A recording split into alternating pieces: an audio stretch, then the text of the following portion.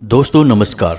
वृश्चिक राशि वाले मेरे मित्रों, आप सभी का आज के ज्योतिष के इस चेतावनी भरे कार्यक्रम में बहुत बहुत स्वागत है। हृदय से अभिनंदन है। माता रानी आपकी हर मनोकामना पूरी करें, आपके हर कार्य में आपका साथ दें। दोस्तों, अगले 3 दिनों में भूल कर भी यह एक चीज किसी को मत दे देना। जी हाँ दोस्तों, यह हमारी आपको एक बहुत बड़ी चेतावनी है। यदि आपने इस बात को नहीं माना तो फिर हम आपसे गारंटी के साथ कहते हैं कि आप अपने जीवन में बहुत बड़ी मुसीबतों को खुद ही निमंत्रण दे देंगे और अपनी बर्बादी के खुद ही जिम्मेदार होंगे। और एक बात हम आपको और बता दें कि जो बातें हम आपको आगे इस वीडियो में बताने जा रहे हैं, उन बातों को आप बिल्कुल भी हल्के में मत लेना, मजाक समझने की भूल मत कर लेना, क्योंकि जो बातें हम आपको बताने जा रहे हैं वे पूर्ण रूप से शास्त्रीय पद्धति और ज्योतिषीय आकलन पर आधारित हैं।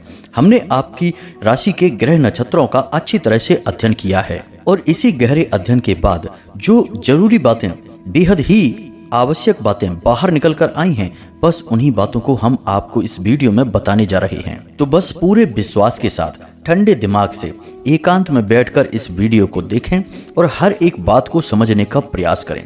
दोस्तों, यकीन मानें कि हम दिन रात प्रयास करके बहुत मेहनत से आपके लिए सर्वोत्तम जानकारी का भंडार लेकर आते हैं। अब ऐसे में यह आपकी जिम्मेदारी बनती है कि आप इस ज्ञान का सम्मान करें और इसे अपने जीवन में उतारें, ताकि आपके जीवन में कुछ नए और आपके मन के मुताबिक आश्चर्यजनक परिणाम आपको हासिल हो, आपको खुशियां मिले, ईश्वर का आशीर्वाद मिले, धन दौलत संपदा मिले और इन सब के बाद आप अपने जीवन में आनंद को प्राप्त हो, सुख भोगें।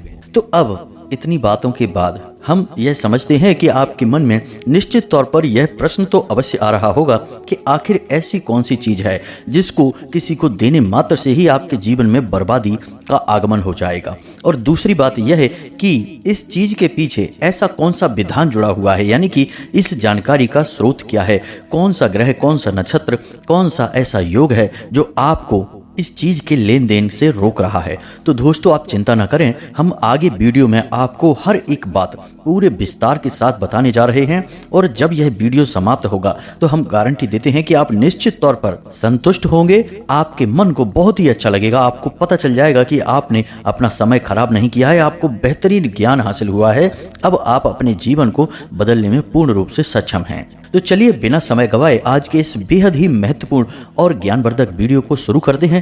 लेकिन इससे पहले आपसे एक निवेदन है कि कमेंट में पूरे भक्ति भाव के साथ जय मां भद्रकाली अवश्य लिखें। माता रानी की कृपा की आवश्यकता तो इस धरती के हर एक जीव को है, फिर क्या आप और क्या हम सभी माता रानी की कृपा के पात्र हैं और उनकी कृपा चाहते हैं। तो बस सच्चे भाव के साथ एक बार नहीं 3 बार लिखना, जय मां भद्रकाली कृपा करो। माता रानी निश्चित तौर पर आपकी करुण पुकार को सुनेंगी और आपकी हर मनोकामना पूरी करेंगी। इसी के साथ साथ दोस्तों, आपको बता दें कि आप लोग अपना नाम और अपना स्थान जहां पर आप रहते हैं दोनों ही कमेंट बॉक्स में लिखकर भेजते रहें। हम शनिवार के दिन जो सर्व मनोकामना पूर्ति हवन करवाते हैं, उस हवन में पूरे विधि विधान के साथ आपके नाम से आहुतियां करवा दी जाती हैं। इससे होता यह है कि माता रानी की जो कृपा है उसकी दिशा आपकी ओर मुड़ जाती है। दोस्तों, मानकर चलिए कि गंगा जी तो अपनी स्वच्छंद धारा में बहती चली जा रही हैं, लेकिन यदि आपको गंगा जल चाहिए तो 2 ही रास्ते हैं। या तो आप स्वयं गंगा जी के पास जाइए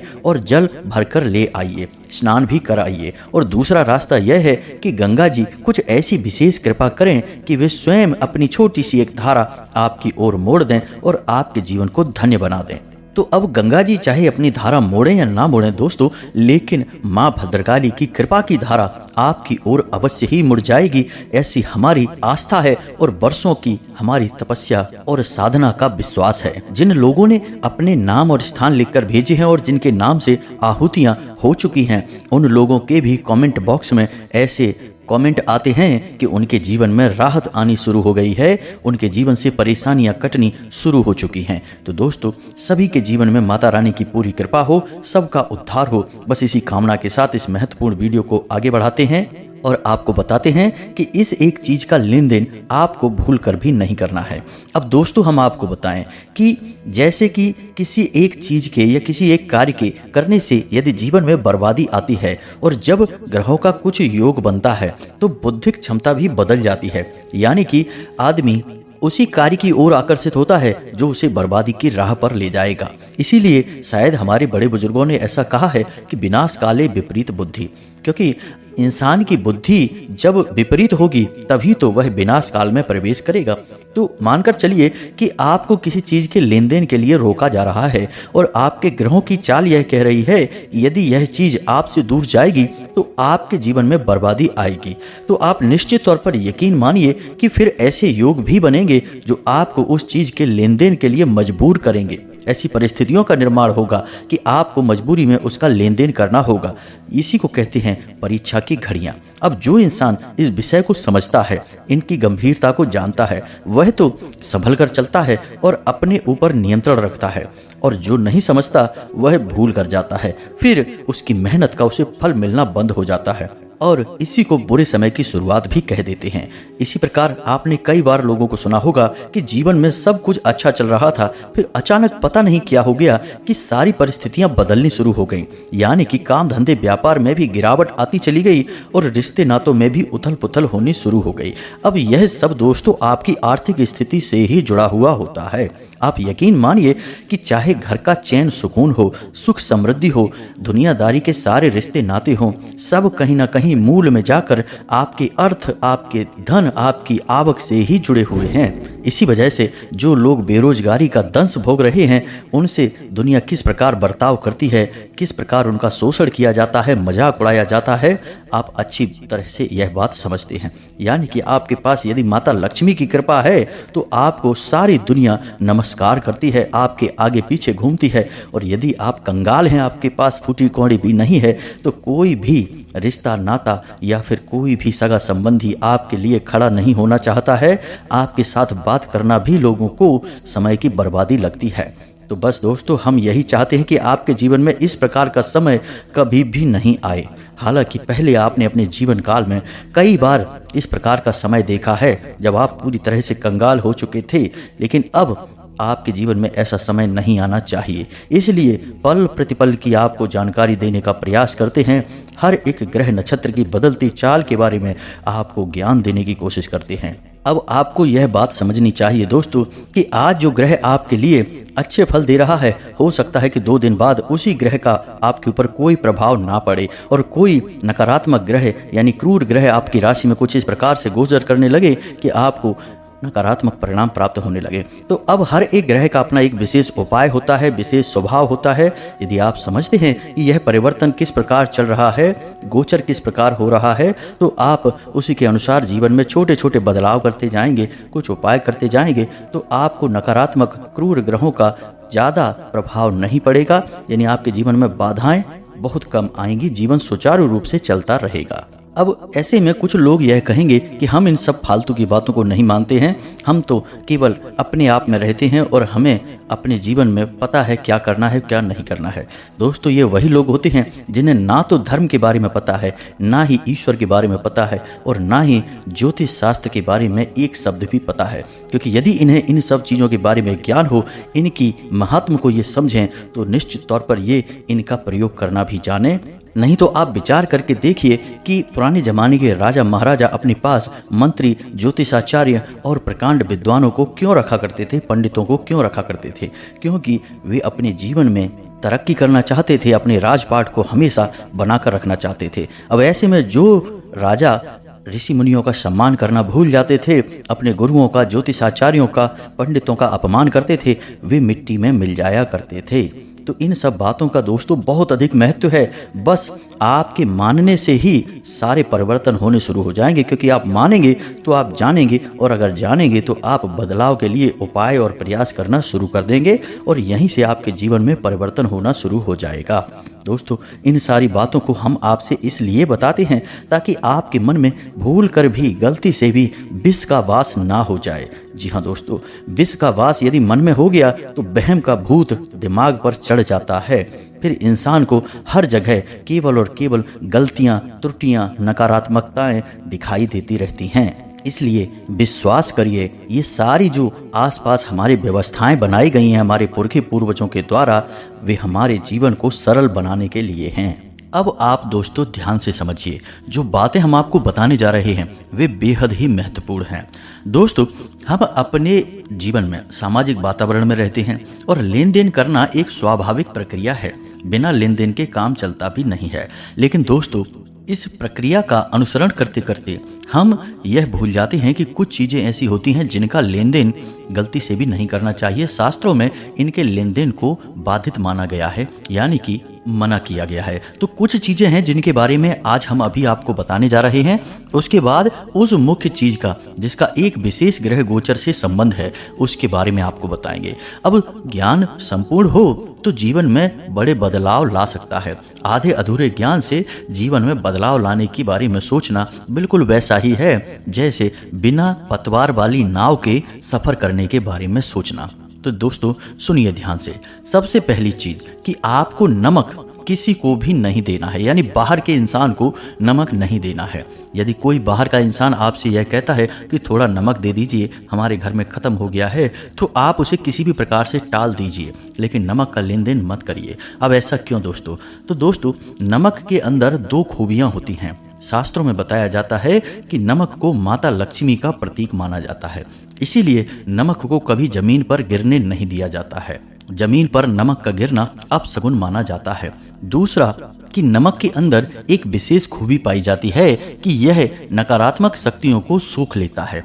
अब आप समझिए, तभी आपको बार बार यह बताया जाता है कि जिस पानी में आप स्नान कर रहे हैं उस पानी में थोड़ा सा नमक डाल लीजिए। जिस पानी से आप पोंछा लगवाते हैं उस पोंछे में थोड़ा सा नमक मिलवा लीजिए। अब इन बातों को इसलिए बताया जाता है क्योंकि नमक नकारात्मक शक्ति को सोख लेता है। तो अब यदि आप नमक का किसी को लेन देन कर देंगे, यानी किसी को आप नमक दे देंगे, तो आपने दो गलतियां कर दी। पहली गलती तो यह है कि आपने अपने घर की लक्ष्मी स्वयं ही बाहर निकाल दी, और दूसरी कि आपने ऊर्जाओं के विधान को नहीं समझा, ऊर्जाओं के संचालन को नहीं समझा, और अपने घर के नमक को बाहर निकालकर आपने नकारात्मक ऊर्जाओं को अपने घर में आने का रास्ता दे दिया। जी हाँ दोस्तों, तो इसका लेन देन आपको नहीं करना है। दूसरा दोस्तों, अपने घर की झाड़ू आपको किसी को नहीं देना है। कोई आपसे कितना ही मांगे कि हमें झाड़ू दे दो, आपको नहीं देना है। दूसरा, झाड़ू के बारे में एक नियम यह है कि आपके घर के अंदर की झाड़ू कभी भी बाहर नहीं लगानी चाहिए, यानी कि एक ही झाड़ू से आप घर के दरवाजे पर और घर के अंदर अगर झाड़ू लगाते हैं तो यह गलत है। आपको अपने घर के लिए एक अलग झाड़ू रखनी है और दरवाजे पर दूसरी झाड़ू रखनी है, दरवाजे पर झाड़ू लगाने के लिए। यदि आप इस बात का ख्याल नहीं करते हैं तो आपके ऊपर वास्तु दोष उत्पन्न होता है और दरिद्रता आपके घर में प्रवेश करती है। तीसरा दोस्तों, अपने जूते चप्पल और अपने कपड़े कभी भी किसी को नहीं देने चाहिए। चाहे आपका कोई मित्र है, दोस्त है, भाई है, चाहे कोई भी हो, आपका सगे से सगा रिश्तेदार ही क्यों न हो, उसे कभी भी अपने कपड़े और अपने जूते चप्पल पहनने के लिए नहीं देने चाहिए। अब ऐसा क्यों दोस्तों? जूते चप्पल और वस्त्रों में अलग अलग ग्रहों का वास बताया जाता है। जैसे कि जूते चप्पल में और शरीर के निचले भाग के वस्त्र में शनि का वास माना जाता है। शरीर के ऊपर के वस्त्रों में शुक्र का वास माना जाता है। गले में पहनने वाली चीजों में बुध का वास माना जाता है। तो इस प्रकार यदि आप अपनी चीजों का लेन देन करते हैं तो आप अपने समय को खराब करते हैं, अपने ग्रहों की व्यवस्था को खराब कर देते हैं। तो आपको ना केवल अपनी ये चीजें किसी को देनी है, ना ही किसी से लेनी है।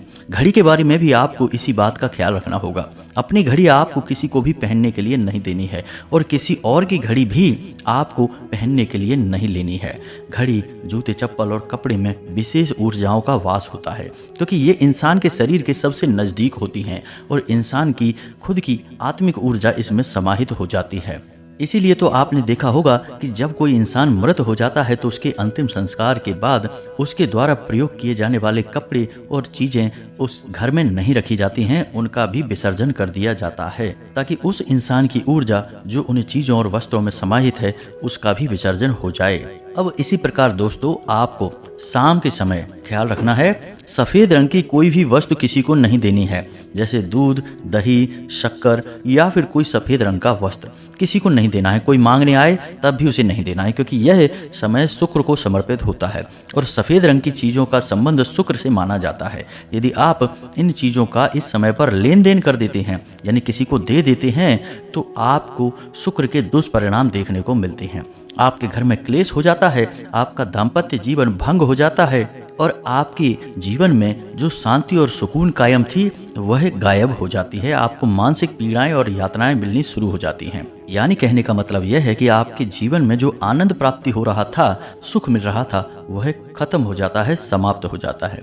इसी प्रकार दोस्तों, आपको शाम के समय भूल कर भी किसी को पैसे नहीं देने हैं। जी हाँ दोस्तों, शाम का समय बेहद ही महत्वपूर्ण होता है, क्योंकि शाम के समय में कई अच्छे योग बनते हैं जो आपको लाभ पहुंचाने के लिए बनते हैं। जैसे सर्वार्थ सिद्ध योग बनता है, प्रदोष काल होता है, गोधूली समय काल कहा जाता है। अब ऐसे समय में आप अपनी धन लक्ष्मी को किसी को देंगे, भले ही फिर चाहे अपना काम करवाने के लिए आप दे रहे हैं, लेकिन लक्ष्मी तो आपके घर से जा ही रही है, तो इसका आपके जीवन में नकारात्मक प्रभाव पड़ता है। आपके घर में लक्ष्मी का वास अवरुद्ध होता है, पैसे रुपए की आवक अवरुद्ध होती है। जी हाँ दोस्तों, तो इस बात का आपको विशेष ख्याल रखना चाहिए। तो ये तो थी दैनिक उपयोग की चीजें जिनको आपको किस समय लेन देन करना है और किस समय नहीं करना है, इस विषय पर हमने आपको सारी जानकारी विस्तार से बता दी है। अब ध्यान से सुनिए कि अगले 3 दिनों में आपको कौन सी एक चीज है जिसका लेन देन नहीं करना है। दोस्तों, आपको हम बता दें कि अगले 3 दिनों में शनि के साथ राहु का एक विशेष गोचर हो रहा है। ऐसे में आपको काले रंग की किसी भी वस्तु का किसी के साथ लेन देन नहीं करना है। ना तो आपको काले रंग की अपनी कोई वस्तु किसी को देनी है और ना ही किसी से इस काले रंग की वस्तु लेनी है, चाहे अब यह पहनने की कोई वस्तु है, इस्तेमाल की कोई वस्तु है या फिर खाने पीने की कोई सामग्री है। अब आप यकीन मानिए दोस्तों कि अगले 3 दिनों में ऐसी कई परिस्थितियों का निर्माण होगा जिसमें कि काले रंग की कोई वस्तु कोई आपसे मांगेगा अवश्य ही। अब आप जब उस वस्तु का लेन देन करने चलें तो निश्चित तौर पर अपने दिमाग में यह विचार लेकर अवश्य आएं कि यह काले रंग की वस्तु है या नहीं है। मानकर चलिए कि आपके पास काले रंग के जूते हैं और कोई मांग रहा है कि अपने जूते दे दो 1-2 दिन के लिए या कुछ समय के लिए, तो देखना कि वे जूते काले रंग के तो नहीं हैं। और हम गारंटी के साथ कहते हैं कि निश्चित तौर पर काले रंग के ही होंगे, क्योंकि दोस्तों जब बुरा समय आने को होता है तो परिस्थितियां ही कुछ इस प्रकार की बनने लगती हैं कि आपको उसी कार्य को करने के लिए बाध्य किया जाता है, तभी तो आपका बुरा समय आएगा। तो निश्चित तौर पर अगले 3 दिनों में काले रंग की किसी वस्तु के लेन देन की परिस्थितियां बनेंगी। आपको संभल कर रहना है, लेन देन करते समय सावधानी बरतनी है। अब ऐसे में यदि कोई मांगता है तो आप क्या करें? आप पहला कार्य यह कर सकते हैं कि अपनी बौद्धिक बल का प्रयोग करें और किसी भी प्रकार से इस बात को टाल दें। जी हाँ दोस्तों, अन्यथा आपके रिश्ते नाते भी प्रभावित हो सकते हैं। अब किसी विशेष मुहूर्त काल को टालने के लिए आप किसी के साथ अपने रिश्ते तो खराब कर नहीं देंगे, क्योंकि मांगने वाले को नहीं पता कि आपकी राशि में किस प्रकार के ग्रहों का गोचर हो रहा है। वह तो एक सामान्य प्राकृतिक प्रक्रिया का पालन कर रहा है, उसकी जरूरत है इसलिए वह मांग रहा है। तो आपको या तो किसी बात को कहकर उसे टाल देना है या फिर कोई ऐसा बहाना बनाना है जो कि वास्तविक लगे और सच्चाई के करीब हो। यानी कि कोई झूठ मूठ बात नहीं बोलनी है जिससे कि आपको पछताना पड़े और आपका रिश्ता भी खराब हो जाए। ये बात हम आपसे इसलिए कह रहे हैं कि योग तो जीवन में बनते बिगड़ते रहते हैं। अब इनके चक्कर में आप किस किस से अपने रिश्ते खराब करेंगे। वैसे भी हम आपको बता दें कि आपकी राशि के जातक रिश्ते नातों के मामले में थोड़े से कम भाग्यशाली होते हैं, यानी कि इन्हें इतना अधिक प्रेम और विश्वास दूसरों से मिल नहीं पाता है। अब ऐसे में यदि आप खुद ही अपने रिश्तों को बर्बाद करने लगेंगे तो फिर आपके पास कोई भी नहीं रह जाएगा, आप अकेले ही खड़े दिखाई देंगे। तो अब यह तो थी बात कि आपको काले रंग की वस्तु का देन किसी को नहीं करना, यानी देनी किसी को नहीं है। अब हम बात करते हैं उस विषय की जो आपके लिए बेहद आवश्यक है, यानी कि आप इस विशेष युति का लाभ कैसे ले पाएंगे, यह बेहद आवश्यक है। क्योंकि दोस्तों शनि बेशक इस पूरे वर्ष आपके ऊपर हावी रहेंगे, शनि को ही समर्पित है यह पूरा वर्ष, लेकिन इसका मतलब यह नहीं है कि इस वर्ष आपकी बर्बादी होनी है। दोस्तों शनि का मतलब बिल्कुल भी यह नहीं है कि आपकी बर्बादी का यह समय है। शनि तो आपको बहुत अधिक दे भी सकते हैं। शनि एक बेहद ही पवित्र और न्याय प्रिय ग्रह है। तो आप ये न माने कि शनि है तो बस नुकसान ही होगा, शनि है तो लाभ भी होगा। बस आपको कैसे लाभ हासिल करना है यह पता होना चाहिए। अब इसमें भी यदि राहु आ जाता है तो इसका प्रभाव कई गुना बढ़ जाता है।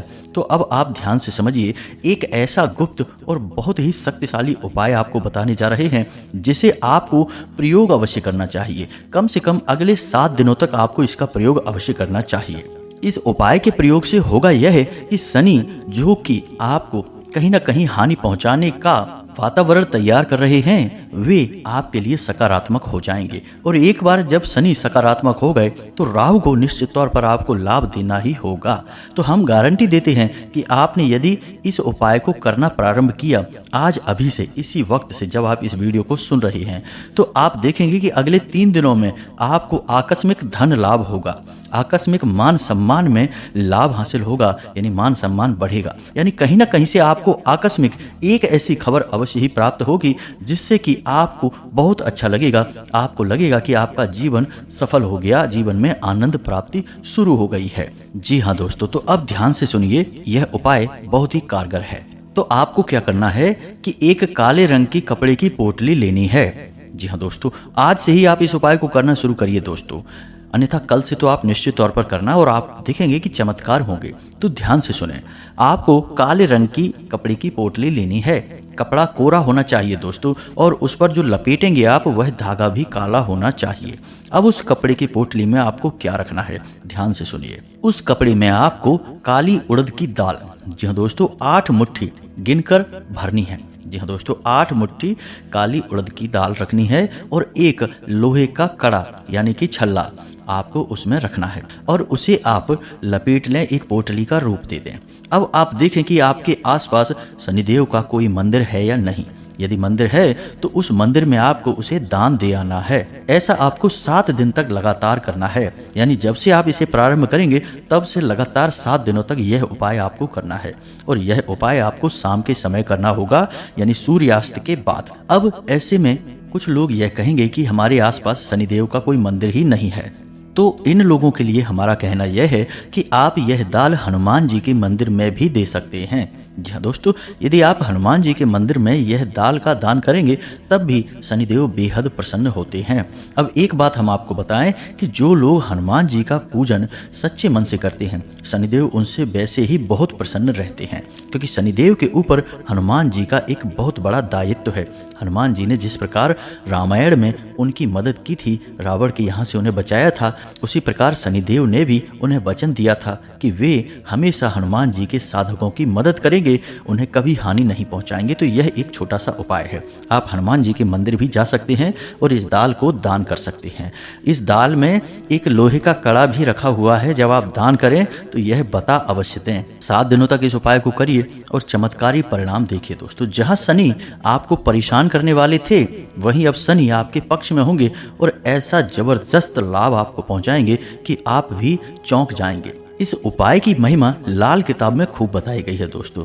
वैदिक परंपरा के अनुसार शनिदेव को कोई भी काले रंग की वस्तु दान की जाए तो शनिदेव बहुत प्रसन्न होते हैं।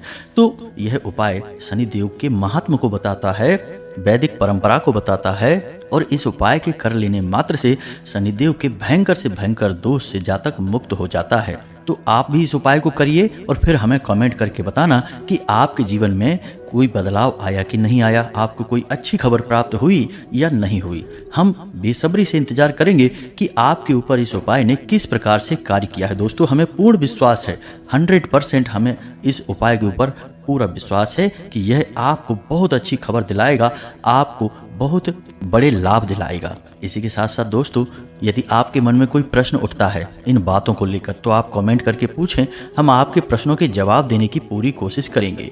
कमेंट में पूरे भक्ति भाव के साथ जय मां भद्रकाली कृपा करो अवश्य लिखना, जय शनिदेव कृपा करो अवश्य लिखना। माता भद्रकाली और शनिदेव की सम्मिलित कृपा आपको निश्चित तौर पर प्राप्त होगी। यदि वीडियो आपको पसंद आया है तो लाइक अवश्य करें, चैनल पर पहली बार आए हैं तो सब्सक्राइब कर लें, हमारा मनोबल बढ़ता है।